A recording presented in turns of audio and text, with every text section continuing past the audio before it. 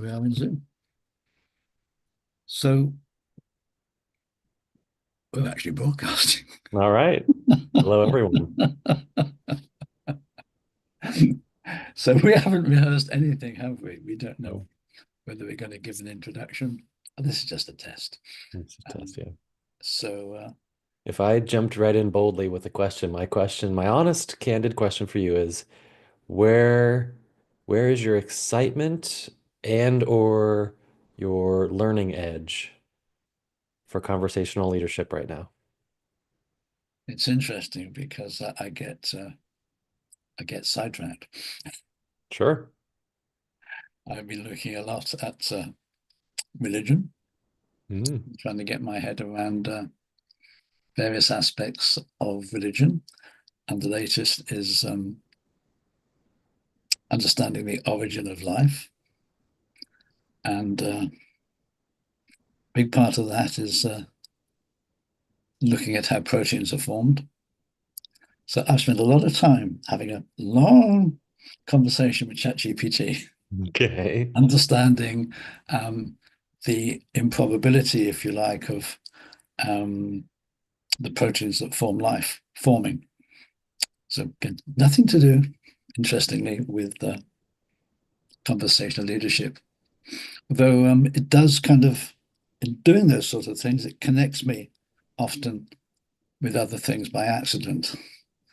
And again, not always directly connected to conversational leadership. So one of my big interests is innovation and evolution and complexity.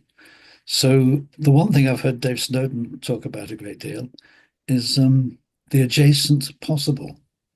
Are you familiar with that phrase? Slightly, yeah. Lightly, yeah. I've forgotten the name. Schultz, forgotten his full name. He's a biochemist in his must be in his 80s or 90s now.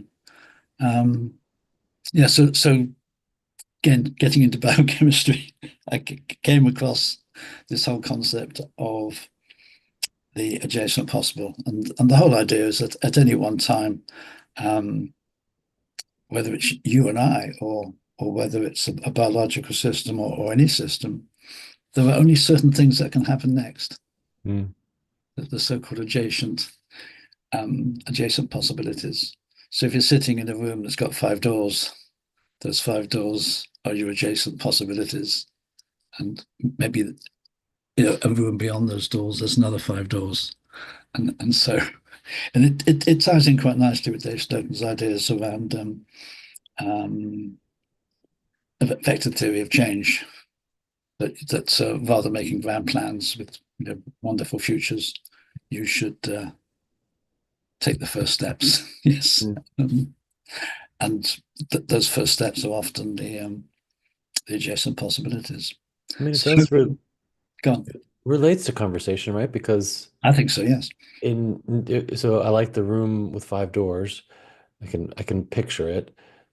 And so, sure, if there's a flow to a conversation, it would make logical sense that there's five doors or obviously 500 doors.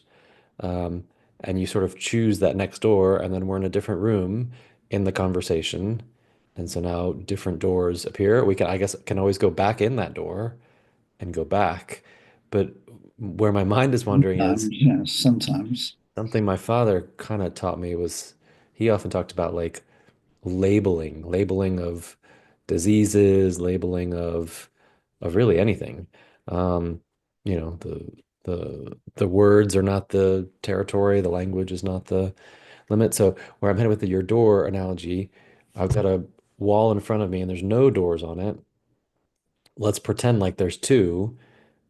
It'd be easy to say those are the two doors, or like you're saying with like the proteins and the improbability of those doors all of a sudden being there. Where I'm really trying to head it is, what if I had a chainsaw and I blazed a door three? The improbability of, why would anyone blaze and create that door three? I think that that's part of my excitement. Part of that. Are we finding something new? Are we creating something new? That was always there. We're just now making it easier Yeah, to I see. hear what you're saying, but I think. the point I thought you were making at the beginning, I think you were, but you didn't really make it explicit.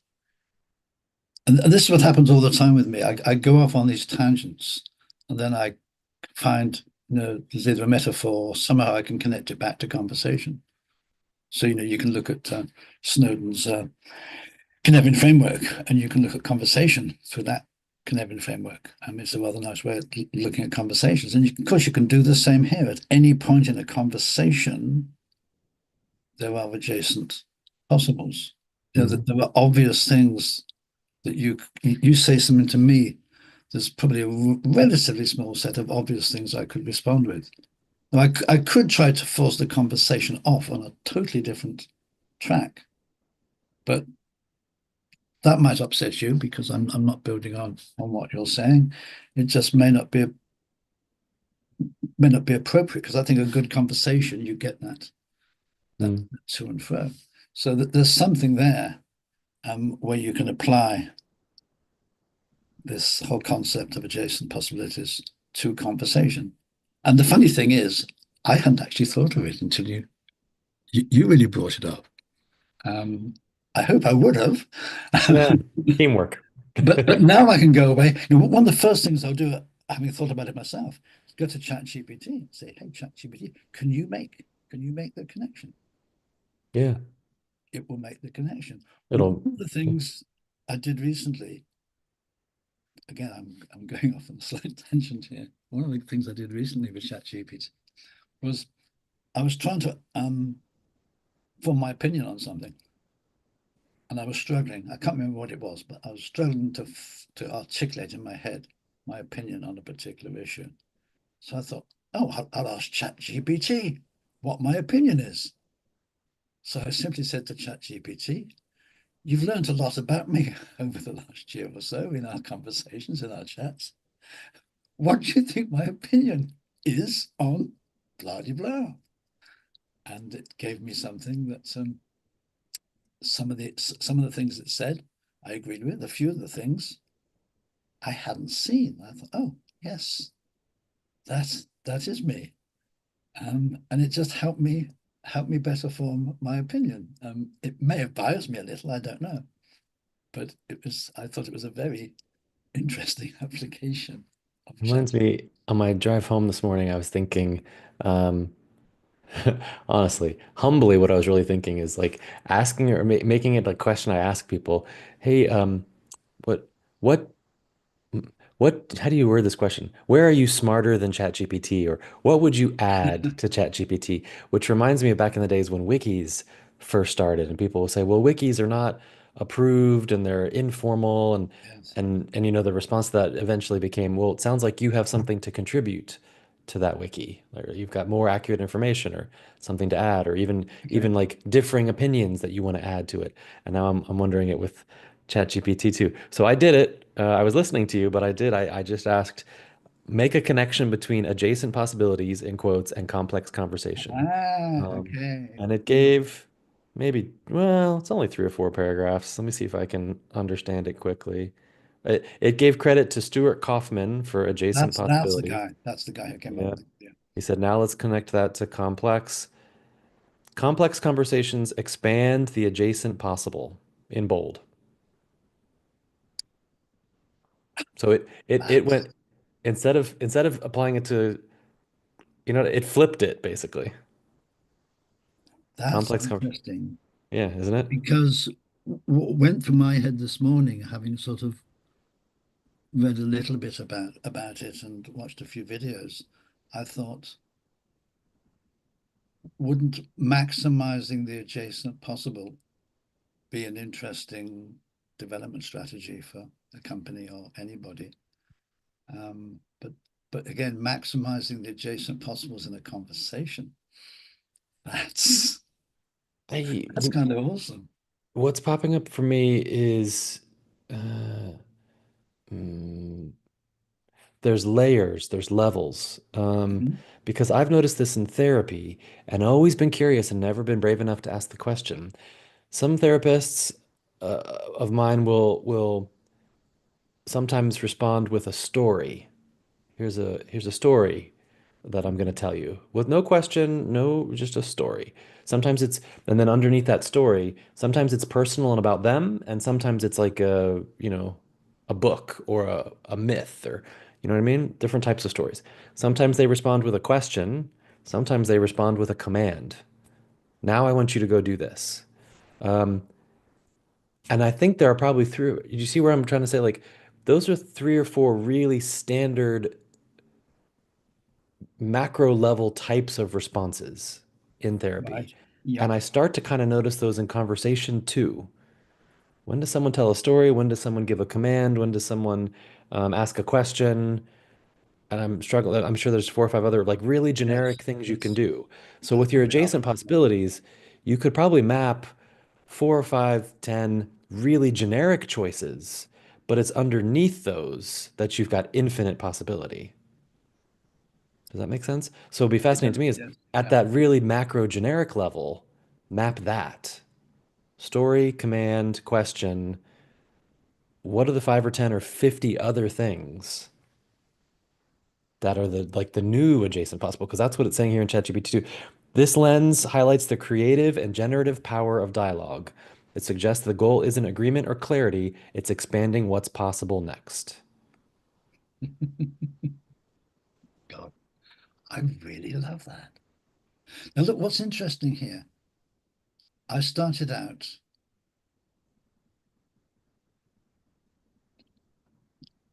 what prompted it? Um, there's a gentleman, he's well known in the field of intelligent design, Stephen Meyer. He's been around for many, many years, and he's got some qualifications. I mean, he's got I think a degree, PhD probably in philosophy of science from Cambridge University. So he's not a total idiot. But he's a huge proponent of intelligent design. And one of the things he talks a lot about is the probability of the few hundred or so proteins that make up life coming together by accident. And the probability is something, it seems all proteins are made from 20 amino acids that can be arranged in a chain in a long order. And a typical protein might have 100 amino acids. Uh, they've worked out that the possible number of proteins is more than the total number of atoms in the universe. I mean, it's a colossally high number, Mm. and um, he's talking about that all the time. That a creator, an intelligent designer, had to do this. That it couldn't have happened by probability. And my thought my thought on it was, well, there are other ways. It's probably not as simple as what you're making out. So is that got me, first of all, needing to understand proteins and need to understand Mhm. amino acids, and need Mhm. to understand um, how they may have come together in other ways. So again, nothing to do with conversation at all. But my background is in science, so this fascinates me anyway. So I just this last couple of days spent a lot of time on that, and then, but by chance, came across this idea of adjacent possibilities, and I'd heard Snowden talk about it, and I'd never really kind of followed through to understand it. So then you just asked me the question. In fact, we had agreed a different question to this. You asked me a totally different question to the one that we had agreed. We had agreed we were going to talk about what constitutes action Oh, I totally forgot in that. That's a good one too. this conversation. So you serendipitously, just by chance, came up with a totally different question. And I thought, well, I haven't been focusing on conversational leadership this last few days. Mm. I'll tell John what I've been doing with this protein stuff. Mm. And then we get into that conversation. And then we ask the question of ChatGPT or of ourselves, hey, how does the two relate? Mm. Did you just think about that sequence of events there? That maybe if I hadn't been so curious, or you hadn't answered that question, or we hadn't thought to ask ChatGPT, the conversation may have just gone down a dead end. It may just have not led to anything interesting or exciting. But I'm finding this quite exciting, quite creative, and I'm sure both of us now are going to spend a little bit of time, after this call, um, thinking and investigating the relationship between I guess things. So maybe I just love the way it unfolds. It just emerges like that without any planning. and I'm loving it too. And I think we've talked about this a little bit in the past, but the ripple effect of if we weren't streaming right now, we weren't recording, we couldn't go back and watch this, or others didn't get to see it, we could have this fun question of did it ever really happen? I mean, if it were just you and I on one of our standard Zoom calls, but now it's kind of out there, so that adds something to it. But the ripple effect I was trying to bring in is like, so if we weren't recording this, then you and I, you'd go talk to your loved ones, I'd talk to my loved ones, and work, and it would kind of ripple out that way. But now, back to adjacent possibilities, if anybody actually ever watches this, it's got to be an exponential ripple effect, right? The door of possibilities for so many more people opens up.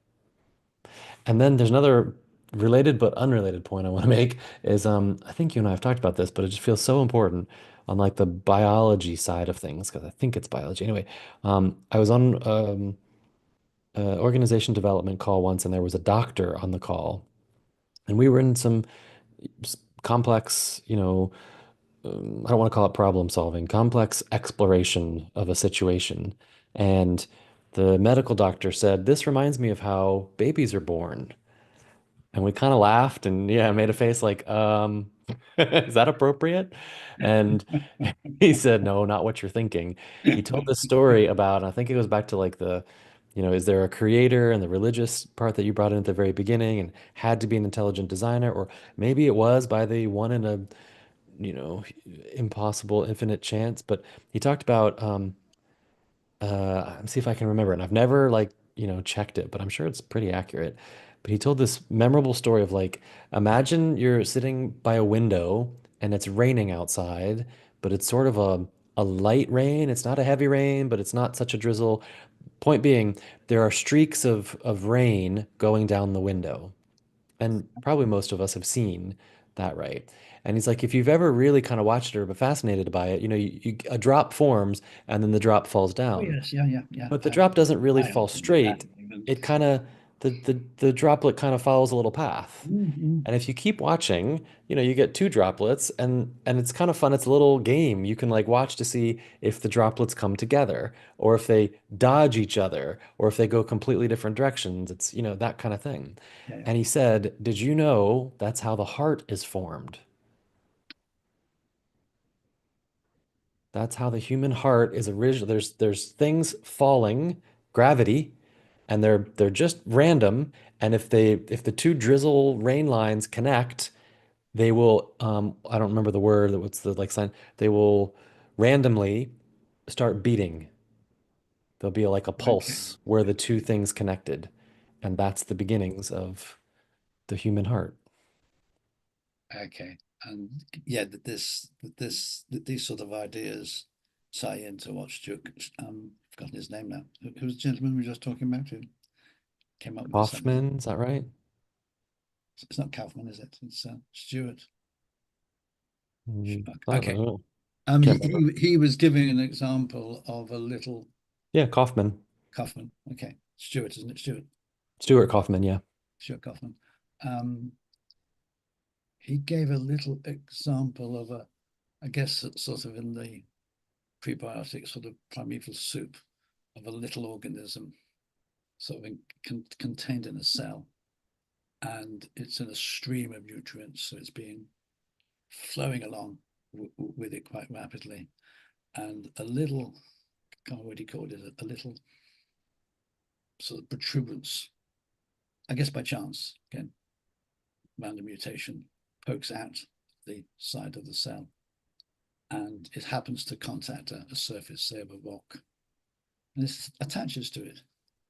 So a very simple mechanism. As soon as it's attached, it's no longer in the stream, and the nutrients are flowing past it. So now it's got a survival advantage. And now it's there. So that was an adjacent possible, if you like. That's Mhm. something that could quite easily happen to that little cell. And now it's got that advantage. And now, of course, given a few thousand years or a few 100,000 years, a few million years, it mutates again in some way. But it's always moving, evolving towards one of those adjacent possibilities. So it's, again, very similar to the raindrops, very similar Mhm. to the heart. But the real interesting here is the related to conversation.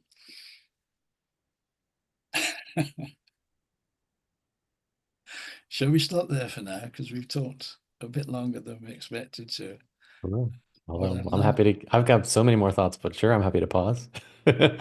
Well, we look, I think we should keep these talks to about 15, 20 minutes. Yeah, yeah. But that was completely random, completely serendipitous. You just Mm, asked me a question, open-ended question that I wasn't expecting you to answer. mm. And I just replied as to what was really going on and where it's taken us. Which I think is also worth noting because I appreciate how rare or how different experience that is for someone to sort of own their truth and speak from what's going on for them, as opposed to, if I try and tie it back to this whole conversation, the most predictable adjacent possibility. You know what I mean? I could have asked you this question. You could have said, I don't know, the equivalent of everything's good and fine. How are you? You know, like That's the right. Yes, the yes. big huge door A that is just pulling us all in. But no, I think you chose door two, three, four, five. And so You that's remind me of, yeah. I'm just trying to remember who the American actress was. She was asked the question when faced between two evils, which one would she choose? And the reply was the one she hadn't chosen before. Something like that. And I guess that's probably true in conversation. If you've got just two, well, you've always got one and two pals, but if you've got two pals, you've got the boring one talking about the weather, or you've got another one talking about religion or philosophy, or um, Or whichever one you haven't choose done. Yep. choose the more controversial one, the more exploratory one, Mm. whatever. Thank you. Thank you for choosing that. And that can be our teaser for next time. What Well, constitute maybe next action? time I will ask you the question you Oh, just great. did, and we'll see where that takes us. So, for any of you listening in, I hope you enjoyed this ramble, and we'll see you again soon.